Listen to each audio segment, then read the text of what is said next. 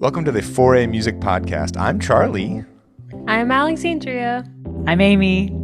On this week's pod, Bob Dylan on his changing criteria for beauty, Sarah Kim on access to careers in the arts, the increase of samples in popular albums, new music, and more.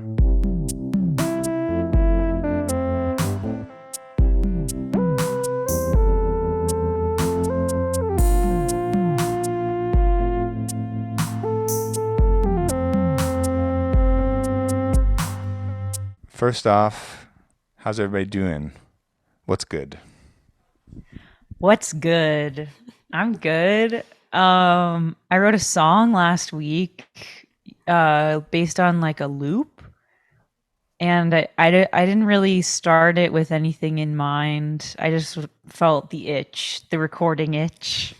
Apparently Sounds that's very spooky so far. Sorry. Loops. I was itching.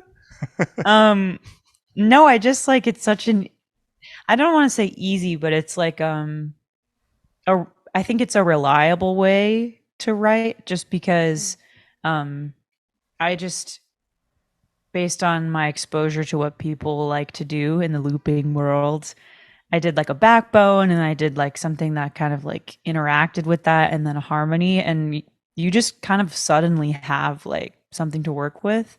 And then I just kind of like free wrote on top of it. But it made me excited about our songwriting club that's coming later. And I just think Logic is dope because I was just sitting there like pressing like beep, boop, record, new track, double. And I was having fun with naming everything. I'm like, second harmony, alternate 4. Like, anyway. What's good with you, Charlie? Okay, well, I haven't done much of like the looping thing in Logic before, but is there like an interface that makes it like really easy or something? Is it just like you just double or were you just like doubling it like the looping. I just like use the tool. There might be something that I'm not hip to that's better probably. Like I wasn't using a looping pedal or anything. I want to buy one, but I haven't yet. But I was just like setting how long I wanted it to be and then using the looping like cursor. Yeah. I've done that. Some of that stuff in Ableton or whatever is really fun, but they've tried to make, it seems like they tried to make with like the most recent update or the second most recent update, they like tried to make Logic look more like Ableton or a Ken. Like you can have a pull down window, because the thing really about Ableton is like well, there's a lot of things, but like what's instantly different, like visually about Logic and Ableton is like the one window of Ableton is vertical. Like it has a kind of a vertical interface where like time can like loop like this, but then you can go through sections of the song like vertically, which is different than like a normal DAW where it's just a timeline, that kind of tracks or whatever. Do you like Ableton? Yeah, I think Ableton's really cool. I mean, especially for live stuff, that's kind of like why it's called Ableton Live or whatever, but it's really fun to like play with, and I've only kind of scratched the surface, but that's cool. I mean, some people write with Ableton kind of in the same kind of way, where they can kind of get I've heard into a lot of kind of a little bit producers easier. use. Sorry, I cut you off again, Charlie. But I think a lot of producers use Ableton. I think they just find it easier for them, like more user friendly for them to make the projects that they want to make instead of in like Logic or Pro Tools. Yeah. I'm always though on the hunt for like a producer that's like a great producer, but is also like super comfortable in Logic and not like just using Pro Tools. There's like, it's like if someone goes to school for engineering or production, it's like, okay, they're going to be really into Pro Tools because that's what all like the teachers teach, Yeah. like the teachers teach Pro Tools, and it's like, I don't want to use Pro Tools. I want to send you weird like Logic stuff, and I want to be able to do something with it, I'm fully Logic biased, 100%. Yeah, it's just more user friendly. I like it better. We did a class in college that used Pro Tools. You took that? Yeah. Did you teach? No, you never taught that. No. But also like all of the recording studios use Pro Tools, and like we had like I did another recording class, and like all we were doing, and I had to mix in Pro Tools and all this stuff. I was like, can I just like not? Terrible. No, Pro Tools is. I have a friend who likes vocals in Logic and everything else in Pro Tools. I'm just like staying in Logic. Yeah. Visiting Pro Tools, living in Logic. Yeah. That's Went to Ableton once. Yeah, it's interesting. I mean, the Avid stuff too. I mean, like Avid, please don't sue me, but like I think Avid is just an annoying company. It's like the Sibelius thing too. It's like all of like oh the God, codes and the logging in and like the stuff and like with Pro Tools. I don't know if you still I've cried. but you used to have to use like a USB dongle like key to like unlock Pro Tools. Like you couldn't just type in a password. Like you had to have a physical thing so that people didn't pirate it. And I was like, this is not that great that you're spending this much time making sure people won't steal it. You know what I mean? Meanwhile, Logic, you can literally just like send the Logic application to someone else and it just like kind of They're like, please take it. obviously like Apple's like a $1 trillion company or something, or it has a $1 trillion market cap, so it's a different kind of economy. But well, also we should mention that you two are in the same room together. For people that aren't watching this at home, Amy and Alexandria are around. They sit on the same couch. So that's like that's pretty different. It is different. Yeah. We're logicking over here. Yeah. Logicking. Yeah. Logicking. Great. Before we were pro tooling, now we're logicking. Mm-hmm. Yeah. I keep staring at Alex at points of the day and being like, oh, there you are in front of me. We live together. Yeah. We're not used to it, but we love it. If I do say so for you. Oh my God. I feel like I'm gonna be the house mom For a house. I think that's already the vibes that's going on. For different reasons too. No, literally my mom, they're just getting off topic, but my mom actually came and she actually got the entire apartment together. She did. She was like, what is this organization? Like, yeah. She's like, why is this here? Move that. She organized everything. She was like, what's in this closet? No. So yeah. K DeWalt. Okay. Cool. I've already talked a lot, but I wanted to just mention that I've been doing this thing called Morning Pages, which is from a book called The Artist's Way. And it's a pretty famous kind of like, it's definitely like a self-help sort of like artist kind of book, but it's been like sitting on a pile of books. And I was like, one morning I was just like, okay, well, like maybe I should start knocking off books out of this pile, like deciding what's in here I'm like interested in and what I like don't really want to read. And that was kind of one of the first books, and I just read like the first 40 pages of it or something, and it was like she kind of comes out right away and says like, these are the two most important things that you'll do. It's kind of, the whole book's kind of almost set up like a class. Like it's a way of like refinding or reigniting your creativity is kind of like what the book is about. And like the two, she's like, basically these are the two things you'll be doing. I should look, I had her, I had this, instead of just saying she, I should say it's by Julia Cameron.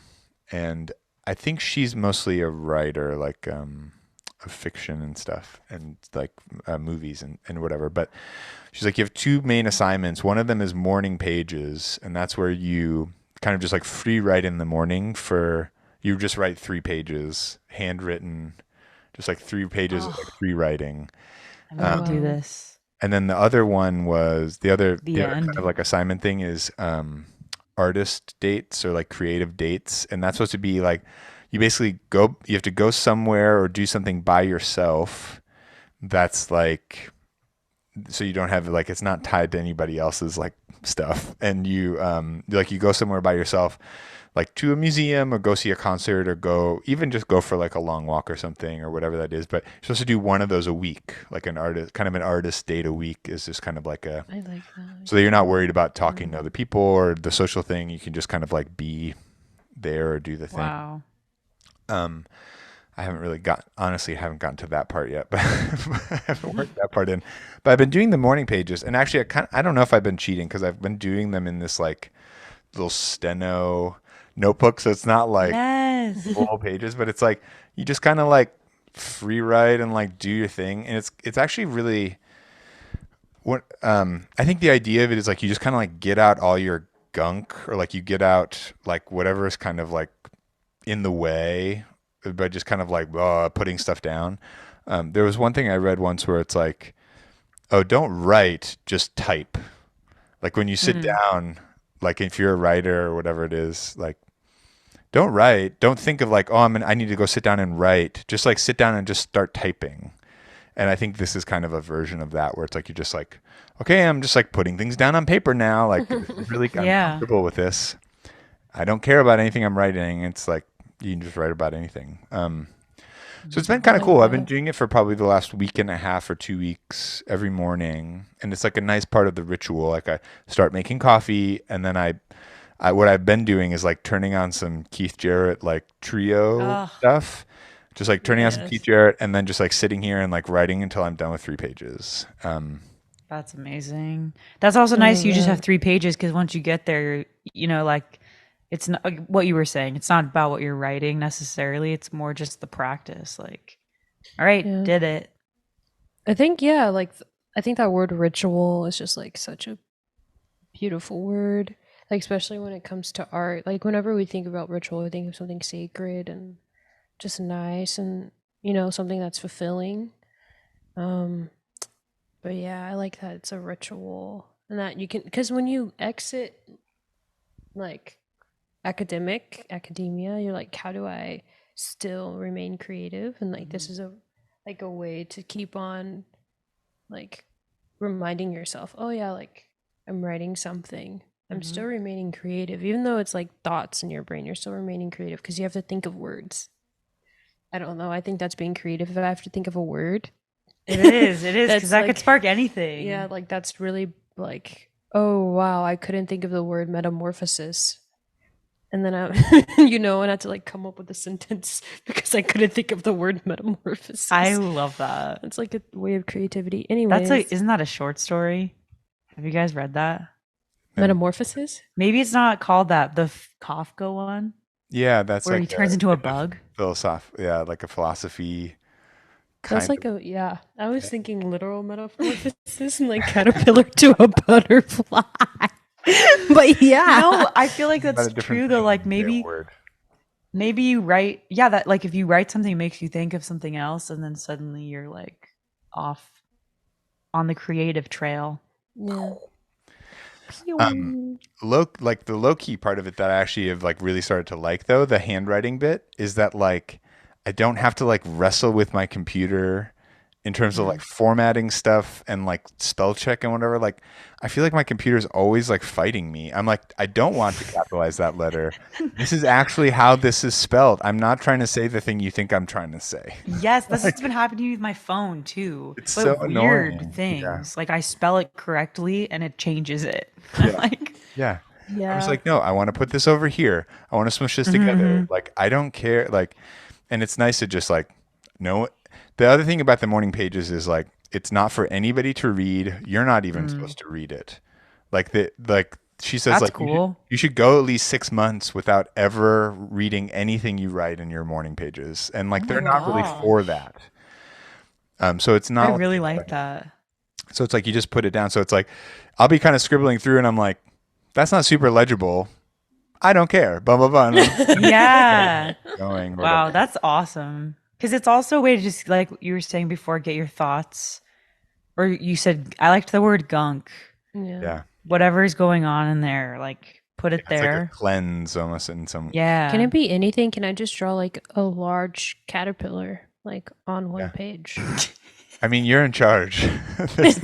No one else is like, it's not, you know. So you can do whatever you want. It could be like markers and stuff, you know. Oh, flip books. But yeah, it actually kind of reminds me. There's that Kurt Vonnegut thing that I had put in one of the Foray like newsletters or something like months ago. That was like someone wrote Kurt Vonnegut and like a kid in an English class, and he wrote them back, and he was like, here's your assignment. I want you to like write a short story, and it can only be 3 pages. It cannot be longer. Or maybe it was like a different amount of pages, but it's like, has to be these amount of pages. And when you're done writing the short story, I want you to crumple it up, and I want you to throw it away, and I want you to never tell anyone about it. It's like, that's your assignment. Because like the art is just for you. It's not for anybody else. And it's like, it's a gift in itself just to like make it. And it doesn't have to be for anything else. Like that's your assignment. I thought that was kind of interesting.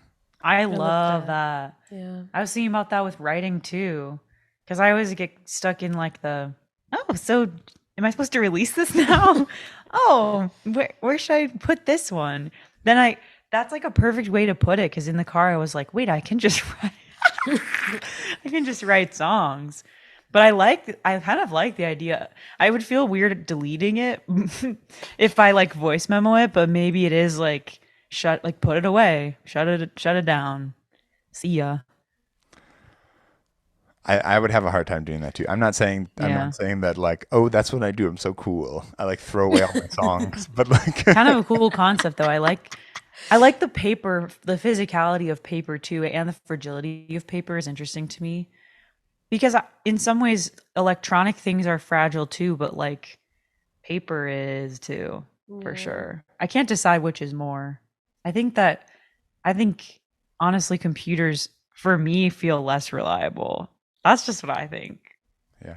But also that could be like human error. Like I feel like I can protect my paper more than I believe that the internet will always stay the way that it is. Yeah. I don't know. I like the way that my brain works, the disarray that everything is in. Whenever I write something, it's in different paper books. So I have to use like some type of organizational tool. So I take a picture of it and I put it in my computer. Wait, so you write on paper and then you take a picture and then PDF it to my computer because I know I'm gonna lose it. Wow. Okay. I kind of love that. So she's got both. She's like, I don't know if Kurt Vonnegut would be super stoked about that. He'd be like, stop. But you really have all your bases covered. Because I lose things. I guess if there's a lost, folder. If it's lost, never mind. I'm thinking like you find it and then you're like, oh, I have the PDF and but the point is you lose it. Okay, never mind. Disarray. Anyway, Alexandria has like the Library of Congress, like with all of her like notes. That is so funny. This is true though. Yeah. Actually, well, I do like paper. But I like paper too. I lose it, so. Do you guys like pen or pencil better? Pencil. Is this too far? Pencil? What about you? Yeah, I like pencil. Oh, wow. I think I like pen. But I like a pencil that writes nicely. Like a specific pencil. Yeah, it's like those You use Blackwing, do you not? Yeah. Oh my god, my dad loves those. Yeah, do the Blackwing. Because they write so nicely. Wow. It's so satisfying. They don't erase great, but that's okay. I was actually handwriting a chart today for this class I teach on handwriting charts, and I was like writing it, and I was like, like I was making all these mistakes, and I was like, it doesn't erase enough.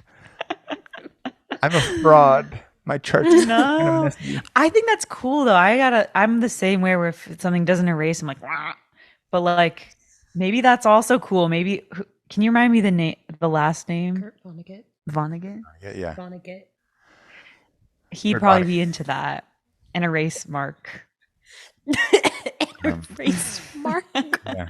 Sorry, this really took. I forget what it was. There's a famous composer that's like only writes in pen, and Wayne Shorter. Is it? Were you talking about that last time? Yeah. Yeah. Writes in pen. That's crazy. I think that's super legit. Cool. Well, that was a great convo. Let's hop into this week's newsletter. Yeah. Dun, dun, dun. Dun, dun, dun, dun.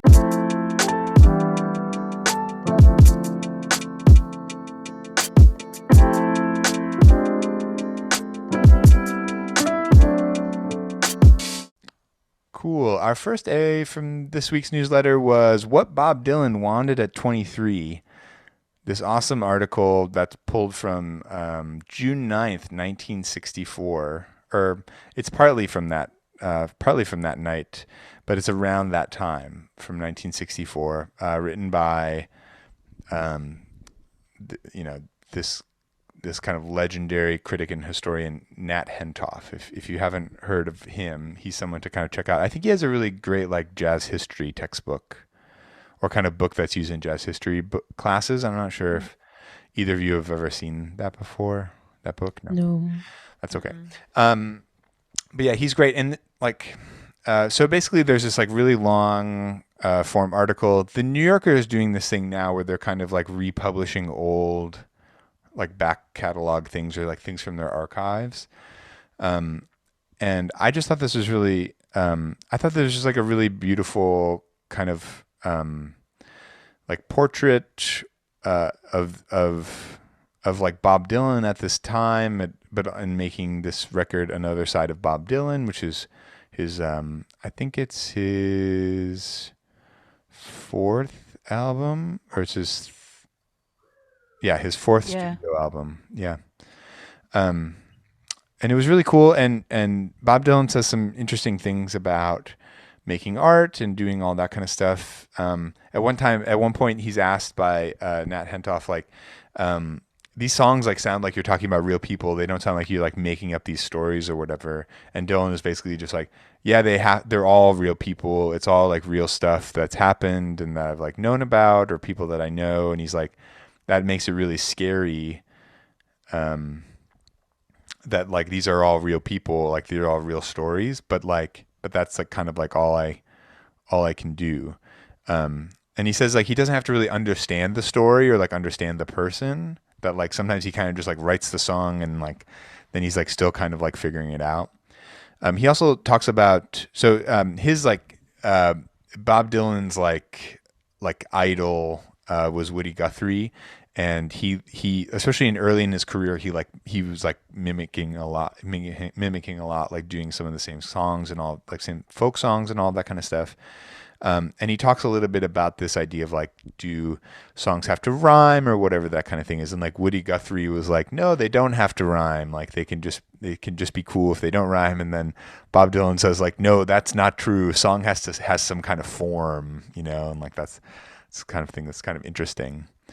By the way, this album, the Another Side of Bob Dylan, is really thought of as like a transition between like the really super folky stuff where he's just like by himself playing guitar and harmonica and singing, and then like his transition into like kind of more electric rock and roll-y kind of things. But another interesting part of this was talking about beauty, where he's kind of talking about like basically not liking Joan Baez and like that the music that she was making and not really thinking it was like very beautiful. But then like he'd been kind of public about it. But then kind of changing his mind. And they really famously like met each other and like were close after like later on in their lives. But Dylan about his changing feelings about like what's beautiful says, I was wrong. My hang up was that I used to try to define beauty. Now I take it as it is, however it is. That's why I like Hemingway. I don't read much. Usually I read what people put in my hands, but I do read Hemingway. He didn't have to use adjectives. He didn't really have to define what he was saying. He just said it. I can't do that yet, but that's what I want to be able to do. Wow. That part kind of hit me too, like this, like, yeah, just like the man walked over here. The man saw a cat. The cat was yellow. It's like, dig it. Yeah. But yeah, there's just some like cool, like some cool Bob Dylan stuff. I've never been like super duper into Bob Dylan. It's hard for me to kind of get into like his singing voice, and that's like obviously the thing I'm probably most about in the universe. But I play a couple of his songs like almost all the time. They're like in my book or whatever that I play all the time. But yeah, I don't. It's honestly actually almost a little bit challenging for me to listen to him for long stretches of time. It's like I'll listen to a couple songs. I'm like, yeah, okay, that's cool. And this album in particular, I think is kind of cool. Like it has a nice ambiance. Like you can hear the room and stuff. And he's like you can hear his like foot stomp, and it's like he records like this whole album in like 6 hours in one night. Like he's just That's pretty cool. 7. He's done at like 1:30 or something. Like wow, that's just the album. But yeah, I don't know anything in there that was interesting at all. Yeah. I think it's just like the concept of beauty. I think that's something that we're all like still working toward and like defining what that is. I guess like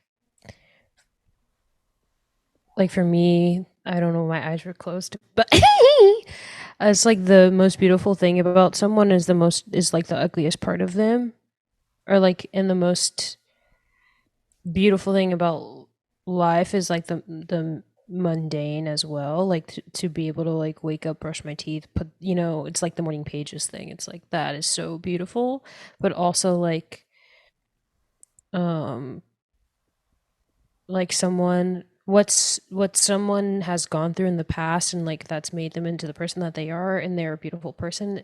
Like the ugly things is what's made that person. So I think that's what he's getting at is an interesting idea that I've thought about. Like, beautiful isn't just what like a flower or whatever. It's like an ugly alley cat that probably just ate some leftover tuna and is just enjoying his life.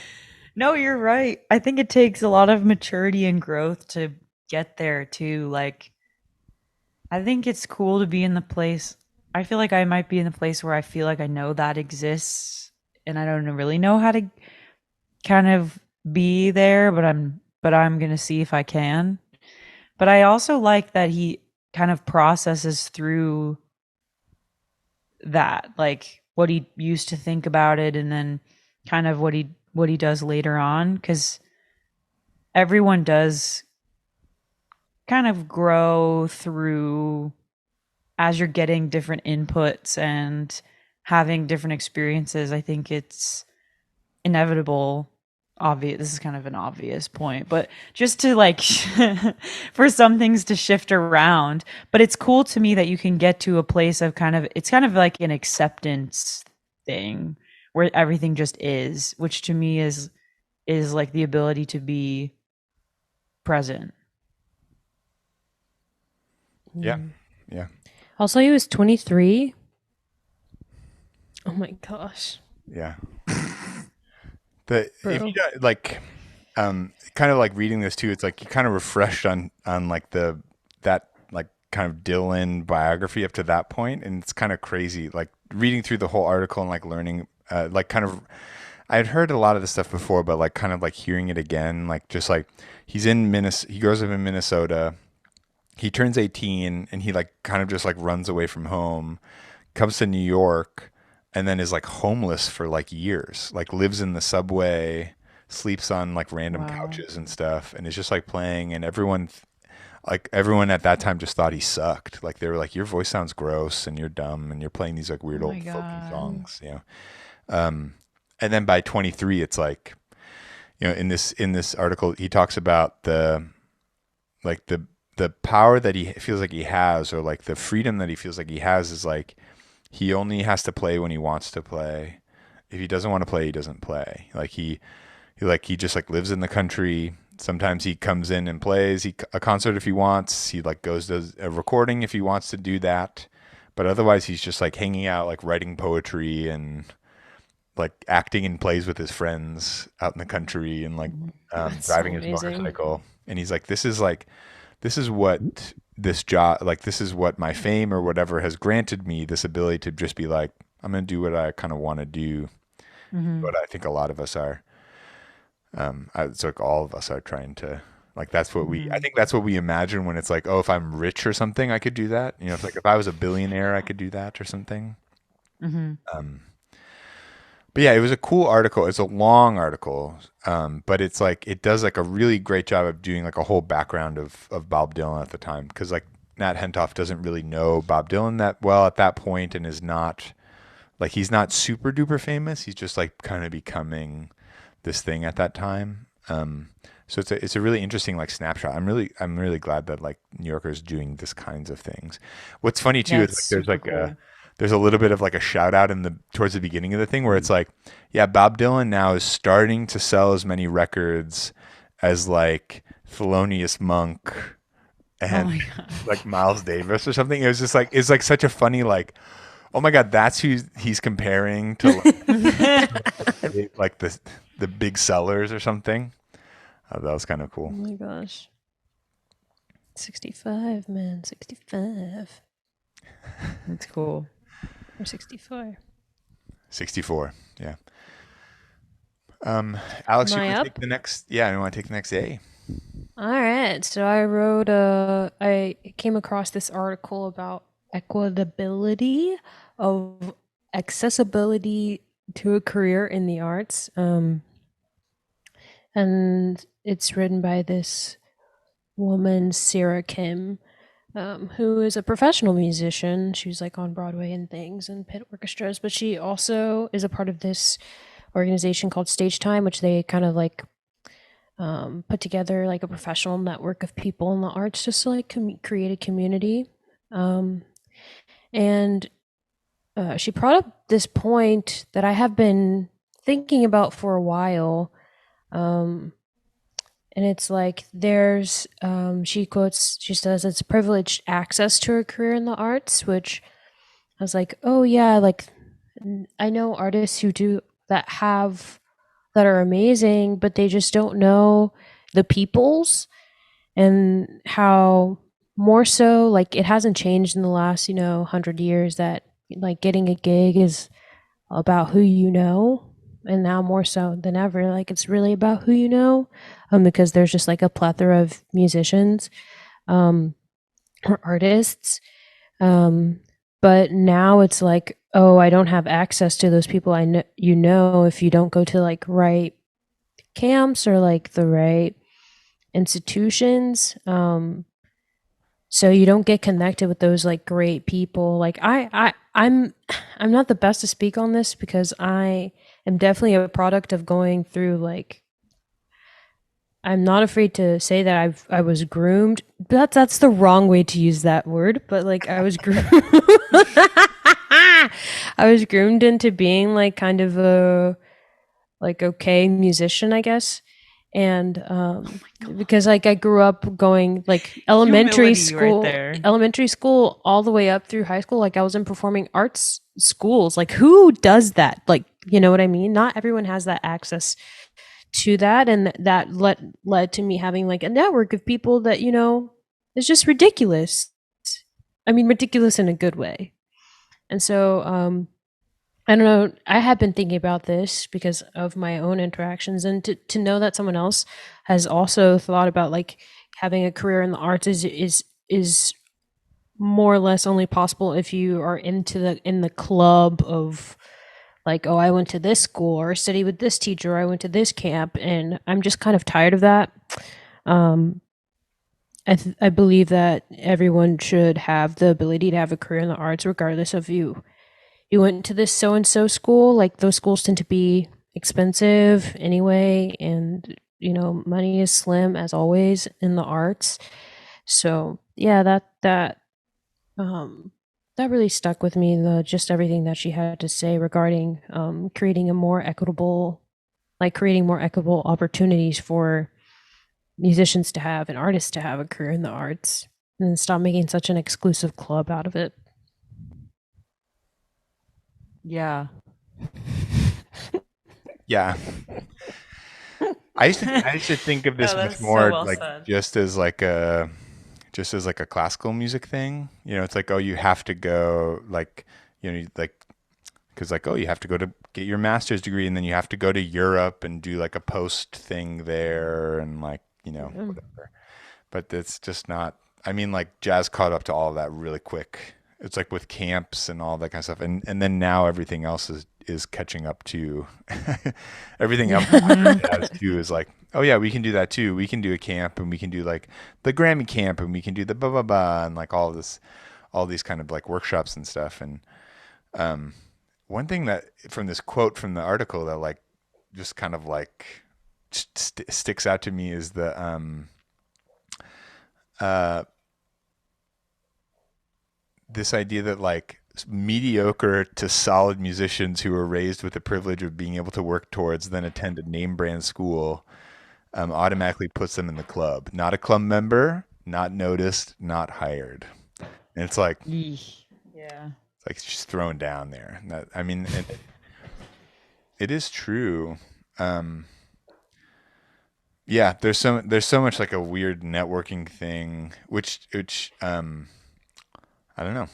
That to me makes sense in some ways, but it seems weird though too. Like you kind of realize that like, oh yeah, these people are not all getting hired through like this fair blind audition process or something. Yeah. You know, that's like anybody can sign up to or whatever. You know, it's like there are entrance fees and there's like a lot of people getting hired just because like, oh hey, do you know so and so?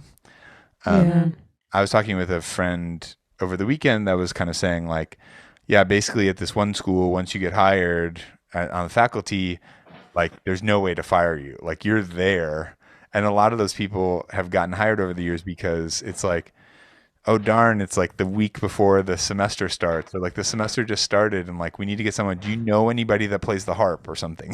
It's like, yeah, we know one person Yikes. at the Yeah. school for like 30 years, you know, or whatever that is. And I'm sure like in gigs and stuff like that happens all the time too, where it's like, oh yeah, really quick, we need a bass player, and then it's like they're in the band now, like Yeah. for 20 years or something. Yeah. It's double edged too, because anything that I've like had the opportunity / privilege of being a part of, like I've met people that changed my life and everything. But I guess like the point more so is making sure that more people or that there's a more even playing field for who gets to have life-changing experiences, given that we all have this like raw musician or artist in us, many people.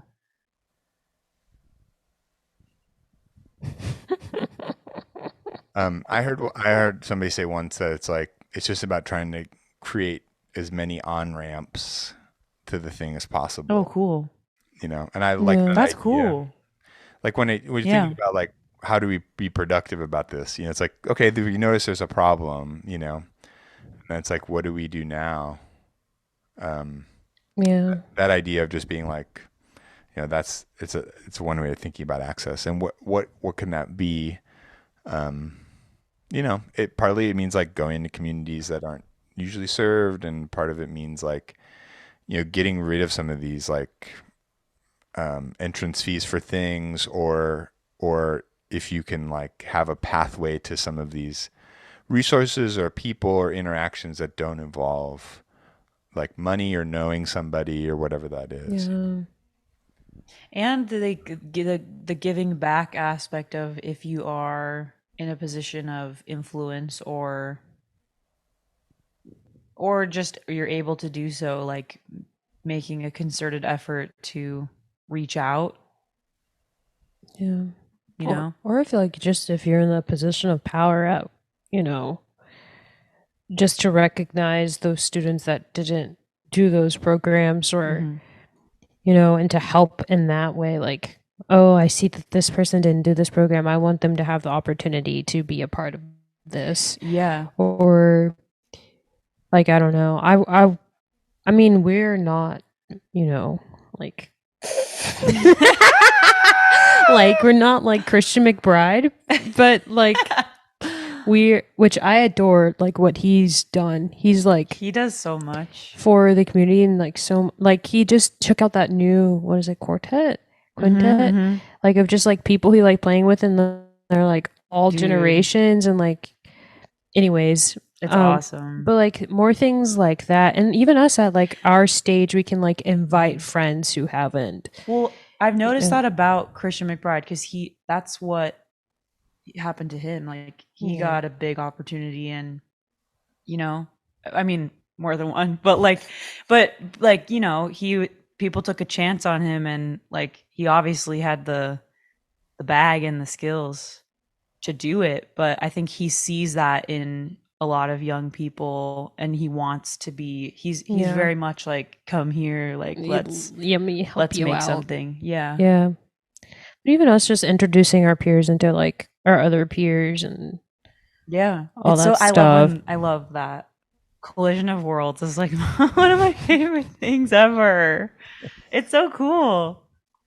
I've been in so many of these like auditions and audition rooms and stuff, and it is true that in it, I mean, like I feel like, oh, I'm recognizing this kind of idea like happening in real life, and it is true that like, someone comes in and does an audition or something, and either on paper or in the room, you say like, oh, who do you study with, or like, where are you from, and Mm-hmm. students, of course, they're going to be like, well, I did this and I did this camp and I studied with this person, and like you kind of you make all these assumptions all of a sudden. It's like, oh, okay, well, they probably can do this and they can do this and they probably can do this and they probably heard about this before and they probably heard about this before. And then students will come in and it's like, who's your Yeah. teacher? It's like, I've never had any lessons before. And then they'll be pretty raw in certain things. And I think it takes like saying like, that's like we should take all that into account. Like we should almost kind of like balance the Yeah. scales a little bit to say, okay, if we imagine that this person didn't have all that access or those advantages, and we imagine this person did or something, like can you kind of try to paint a picture or balance those things out? Obviously that's really hard. Yeah.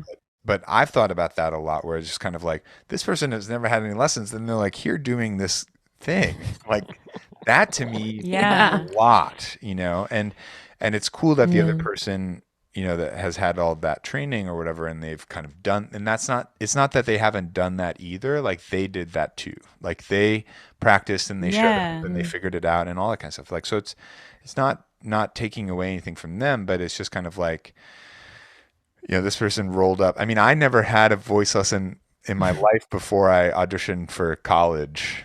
And I just kind of showed up and did the Amazing. thing. And I'm sure it was like so messy and crazy, But people saw, like the people at the school, like saw something in me, like they saw a very raw diamond in the rough kind of thing. Or maybe Well, it it was heightens like a rock heightens the- bucket of mud. It No. wasn't diamond in the rough, but it was. Oh my gosh. No, You but they saw both something. with this humility thing right Charlie, now. you are a diamond. Shine bright like a diamond. Shine bright like a diamond. I don't know how. I think it heightens the responsibility of the teacher, which teachers are amazing. But it just makes me think about experiences I've had where it's like, so you guys all have done, okay, cool. So the next thing, no shade, like really, I genuinely no shade, but it's just like, I think it takes true mentorship, like investment in a one-on-one thing, which I think music is like that's what makes music so special, is that type of relationship, is like if you truly have a mentor or more than one mentor, like just that's some of the most life-changing stuff that I have been a part of, is like whenever I have this like working, this is what I know and here's what I see in you and whatever, bringing things out of young or whatever, any artist, they don't have to be young. I don't know. I guess it just makes me think that the teacher's role is like so important to just assess what's going on. Yeah. Yeah, but I think in this too, it's like also the people that are booking clubs and stuff, it's like, oh yeah, you don't have. True. I mean, I know it's a business and their money is on the line and all that kind of stuff, but it's like, oh yeah, you don't have 100,000 followers on this kind of thing, but like, but your music is really cool, and I think there's a little bit less, it feels like a little less room in the industry to take chances on those kinds of things, than there used to be. And then an opportunity like that could expose the person. It's like, some like management companies or like marketing companies won't even take you on if you don't have like at least 12,000 followers. That's crazy. So it's like, oh, I already have to have a following for you to even like build my following. Okay, like interesting.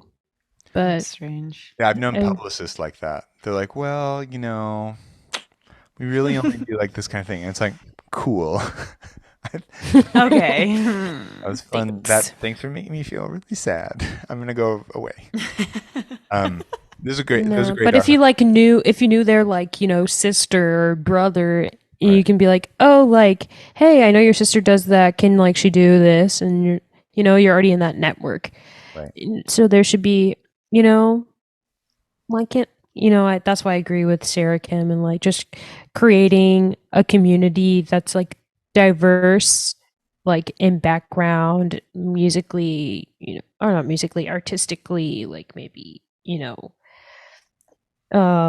philosophically. I don't know, not like we're bad people, but you know what I mean. You know, just creating a community in which we're not all the same. Like we're not all jazz musicians. We're, you know, we're musicians. We're like business designers. We're like, I don't know, lighting designers, Yeah. like filmmakers, you know, like just something Directors. that I don't know. I just feel like that would create so much more access for everyone if we just like had a like our it, mm, you know what I'm trying to say. My brain is not braining right now. But a network in which that is like transparent and visible for everyone to see. Yeah. Yeah, rock and roll. Okay, let's move on. That was great. That was great. Everyone check Okay. out. Everyone check out Stage Time. That website. It's linked in the newsletter this week. Our next this can be brief, but I've kind of been seeing a couple of these. Actually, a couple friends of mine like shared different videos. It's so funny when it's like you start to do this thing like the newsletter and Foray things. People are like, "Hey, what about this?" Cool. That's cool. Suggestion box. I'll put that in my little folder. I'll take a picture of that and put it in my folder on my computer. The Call back. there's a couple. There's a ton of cool stuff done by this website called TrackLib, and I think honestly, I once I was kind of like doing a little more digging about what their actual thing is, I was kind of like worried, like, well, it feels like I'm doing a commercial for them because I think they do like work where they help you kind of like do sampling kind of stuff if that's what you want to do in your own music. And this is not a paid endorsement of them. I just thought that it was cool. They make these little videos. They've done like a series of these where they kind of like show you like the original song and like how the samples are kind of like broken up and how they're repeated and all that kind of stuff. And there's a bunch of cool ones, but I highlighted the Lil Sims one because this was honestly my album of the year. I think it came out last year. This was like my album of the year, like her, I think it's called Introvert or something is the name of the album. It was just like, it's just so awesome. But they break it down here. And then they talk a little bit about kind of like the state of sampling. This is from 2021. But they say there's an increase of 10% more samples on popular albums and a steady number of samples of 14% of the songs in the Billboard Top 100 charts. So that's kind of interesting. They also like list like the genres that are like most sampled, and it's like R&B is number one, and the jazz is number two, and then it's like soul and other things and all that kind of stuff. So, Jazz number 2. Jazz number 2. Keep making jazz out there, kids. It'll show up in a popular song. Oh my gosh. No, wait. My friend sent me a text of like this song that she's been like the Ari Lennox song or whatever, and she's like, "Oh, did Robert Glasper play piano on this?" And fully listen to it. It's just because they were using 7th chords. I love that. I think that's sweet. I love that. Well, Robert Glasper has now like trademarked 7th chords. 7th chords. That's the Glasper sound. Anything above That's triad. so funny. I died. Anyways, yeah. Cool. Yeah, but there's a bunch of other videos and stuff. I think it's kind of interesting, but yeah, sampling. It's a thing. Sampling. I think it's interesting when I didn't realize it was a sample. Right. Yeah. That's happened to me a lot of times, which whatever, yeah. So now I'm kind of like on the lookout. Is this a sample? Yeah, it's like, oh, there's that Kanye song I like. It's like that's the original song is maybe better. Just maybe. No, that's what I'm always kind of like. I just hope people. I think it's cool to be aware of like what the sample is, or just try to be like, oh hey, like that's awesome that they're doing that because it's so important that people like see the kind of lineage. Yeah, definitely. Like Killing Or Me hear the Softly. Oh, wait, lineage. that's just totally different. Never What? mind. Killing Me Softly is not a sample. That's definitely just a cover, and everyone thinks it's Lauryn Hill. Oh, yeah. But that's a similar thing, though. That's like kind of in this exact same vein. Is like when people are like, "Oh yeah, that song by," it's like, wait, wait. Wait, did Kanye West write "I'm Coming Out"? I'm going Coming wow. out. He's a great songwriter. I mean, what's funny is like this idea of sampling though is like not new. Obviously, like there's like all the classical composers back in the day, all the old white men in Europe, were, like taking folk songs and stuff and like just shoving them into symphonic works and stuff. It's true. Yeah. So this is basically just like this is what we do. I'm sure they were doing this 1,000 years ago, 2,000 years ago, or something like in Mesopotamia or something like that. Mesopotamia. Let's do a remix of that. What do you think? Wow, I like that. Charlie. I don't know any classic like Mesopotamian names, so that's could have gone. Can we say further. Mesopotamian samples? Is that going to be an issue? Comes from Comes from Mesopotamia. yeah, the Aztecs. They were like there. That's not Mesopotamia. No, I'm saying that's different. I know. No, they're all different. That was All like the fifth people. grade social studies. I'm just Incan, going through all the Mayan, great Aztecs. civilizations. Oh, all the the great Greeks. I'm sure they. Mayans came up with the concept of zero. Oh my God. Imagine that. Imagine. I say this all the time about when people come up with cool things, but that's like the top of it. Is like imagine inventing the concept of zero. Stew on that one, okay? Can't do it. Alexandria is like going to like Jeez. Rocking back and forth. into like Cannot she's having to control myself. self-soothe. It's like trying to relax. Okay, this podcast has to be over at some point. We need to wrap this up a little bit. New music from Jameson Ross and JID, or is it JID? I don't know. JID. I don't know. JID. Is it JID? I think it's JID. Okay. Sometimes it seemed like some places it was written with like periods between the JID, and sometimes it wasn't. And then Yeah, true. it seemed like he didn't do it, so I was like, well, okay, we're gonna go there. Alex, you want to talk about the Jameson Ross thing? Yes. So Jameson Ross put out this album. I've been obsessed with him since he put out his second one. I didn't really listen to the first All for One. Oh, it's so good. But this one I was like, oh, he really goes off. He really steps into like his whole, I'm going to do this R&B like soul folk jazz thing, and I just absolutely loved every single track. I also just love Jameson Ross as a human. And he's one of those people who's like really brought in the community. So I think like this album's like really just him being like, hi, this is the real me. And just everything about this album. It like bops. It's like my mom will listen to it and she'd be like, this bops. I love that. It's like for any age, like, and you can bop it in elementary school, and then you can bop it in the club, and you're like, Yes. I'm so happy with this album. Wow. Jameson Ross. Yeah, I listened to a little bit of All for One back in like a few years ago or whatever, but this is but yeah, I've been listening to this last couple of days, and it is I co-sign. It is really good. I'm excited to listen to it more too, like the rest of the week. Also, Atlanta rapper JID, we're gonna say, latest LP Forever Story is out. This was kind of like this reminded me. I think last week we were talking about No Name and like the conscious rapper kind of a thing. So he's kind of like in that school or like in that zone a little bit.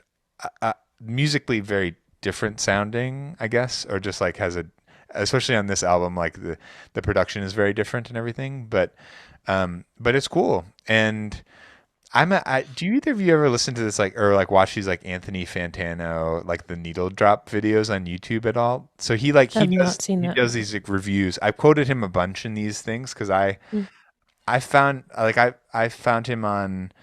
It was actually a New York Times article or New Yorker article or something where they were talking about him and they were like, this is the most famous YouTube music critic or something. It's and he has this whole thing where it's if he's going to give a good review, he wears this yellow, yellow shirt. So if you see the thumbnail that he's wearing a yellow shirt, so I will literally I'll be scrolling through YouTube or something, and I'll see him wearing a yellow shirt. I'm like, okay, I need to check out what he's going to say about this, and he'll kind of say a little bit of something, and I'll go listen to it, and usually it's pretty good. But he reviews all different kinds of crazy stuff. It's he's not just into one thing, but in a week he'll literally put up 5 album reviews or something in a week, and he's very articulate. So anyways, here he said, I definitely recommend just kind of checking him out. He does interviews and all that kind of stuff too. You may not agree with him, but agree with what he likes or doesn't like all the time, but he has some nice things to say about. He just is unlike what I'm doing right now, he's very eloquent when he's talking about it. Oh my God, Charlie. But he says, not only is this an impressive showing of Jid's rapping abilities and all of that, but his album functions as a tribute to the long-running history of more left-field and conscious style hip-hop albums. And he says this is an album that only Jid or someone of Jid's generation could make. So it's cool. I look forward to checking it out. It was honestly, the last couple of days, I was feeling very I had a little bit of anxiety about getting ready for the school year and all that kind of stuff. And so I was trying to listen to this album the last couple of days, and it just is kind of intense. And I was he's rapid fire. Wow. Yeah, it's I cannot have this energy is I will literally freak out if this keeps happening. What did you say, Alex? You said it's rapid fire. Rapid fire. Yeah. That's the vibe. Have you listened to Jid before? Yeah, actually, fellow alum Jake Shapiro introduced me to him. Really? He's you should take out this guy, and I've been a fan Jake. ever since. That's cool. Jake's awesome. Yeah. Cool, rock and roll. So that's new music this week. Our extra credit. Have either of you seen on Twitter the Shirts Go Hard account, or Shirts That Go Hard?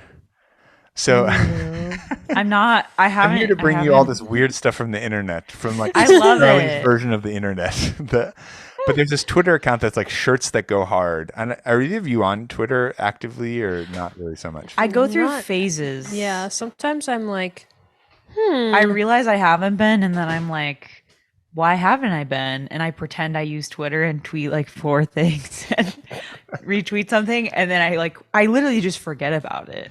Yeah. I use Twitter to get extra credit for AP economics class. Oh, I used it in high school actually for classes as well. But it was the last social media I got. But I think it's kind of underrated, dare I say? Maybe it depends on the person. I don't really know. It's not like Facebook for old people, but it's definitely for old dorky people. It's what Twitter's for. Anyway, I love it. There's this account called Shirts That Go Hard, and it's these T-shirts that people print, and it just is pictures of them, and they're all insane. Definitely not safe for work or all that kind of some of them are really gnarly, but not safe for but not gross or anything. But just it's usually just text. It's just usually just text on a shirt that's oh my God, that is really intense to wear as a shirt. But there's also this Twitter account called Threatening Music Notation. And so this is from their account, and it says music literacy matters, and it's got 3. I'm describing it to people who can't see this, but it's 3 measures, and there's a first and second ending in the second and third measure, and the lyrics beneath it says, "I like to eat puppies," but there's a repeat sign after the first measures, and there's a first ending and second ending, so it's supposed to be read, "I like to eat, I like puppies." Is what it's supposed to be.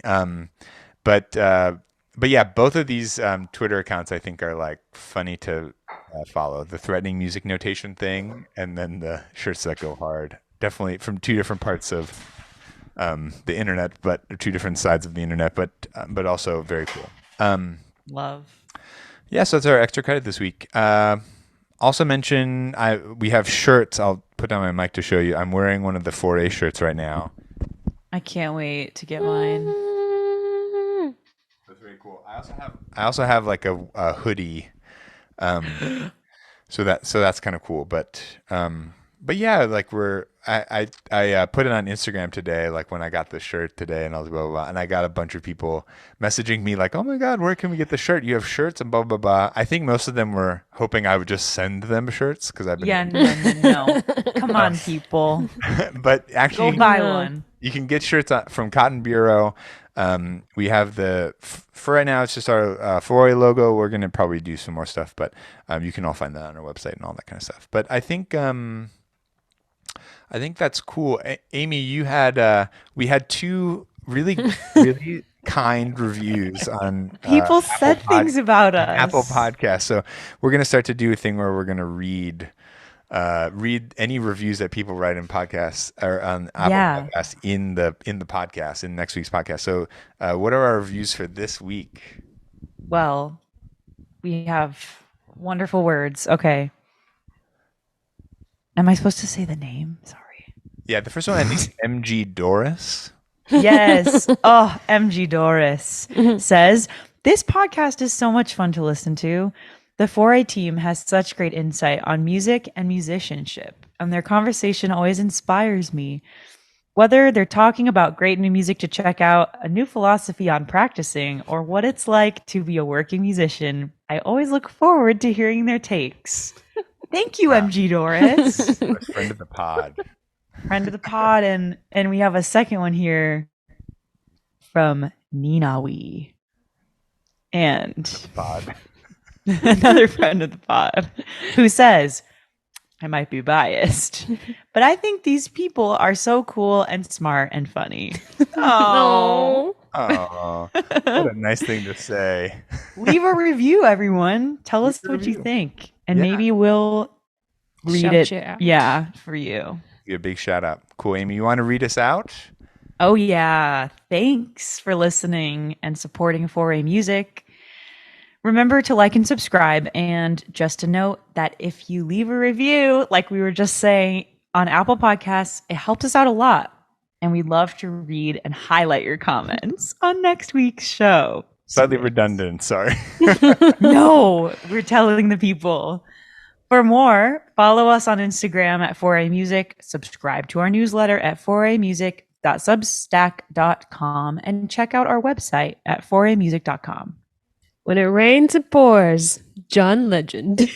That's our saying of the day. Okay, we think you're super. We'll see you next week. Bye. Bye. See ya.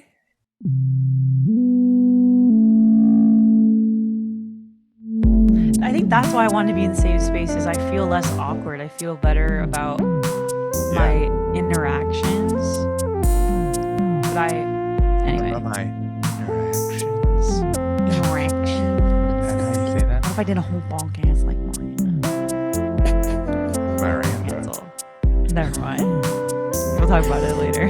We'll send you the artistry of what we just sing. Newsletter. That'll be the newsletter I take vacation for or whatever. Okay, we've got a whole private practice newsletter coming at you. It's for the real fans out there.